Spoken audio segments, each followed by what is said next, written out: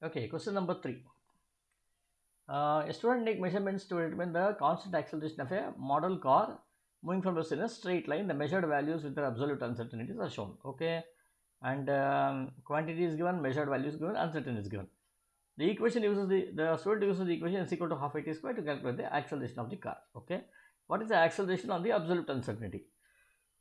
So you need to find out the acceleration from here. How do you find acceleration? You can find a is equal to from here you can find a is equal to 2s by t square, right? So what is 2 into 16.5 divided by t? T is 15 square, which we will get this as what is the value we will get? Let me use a calculator to find out what is that value. So I get 2 into 16.5 divided by 225. 15 square is 225. So I get this as 0.1465, right, which is nearly 0.147, and this is what value of a here.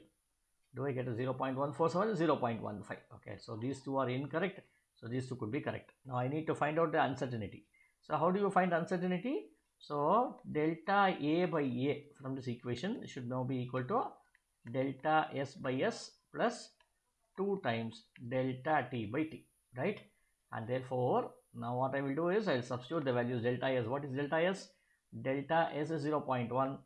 0.1 divided by 16.5 plus 2 times what is delta t? 1 divided by t. T is 15 over here. When I do this calculations, I get the answer as 0.1 divided by 16.5.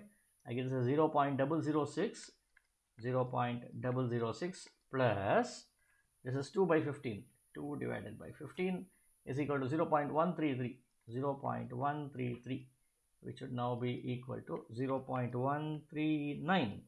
Okay, which is nearly 0.14, right? 0.14 I get, and as a result of this, now I want delta a here. Delta a should now be equal to 0.14 times a. What's the value of a? We already found out 0.147, right? 0.15. So this I will write this as 0.14 multiplied by 0.15, which will be equal to how much? Which will be let me take up the calculator. 0.14 star 0.15 will give you 0.021. Okay, so which is 0.02. So thus which is the correct answer? The value of a can be written as 0.15 plus or minus 0.02. So answer is D here.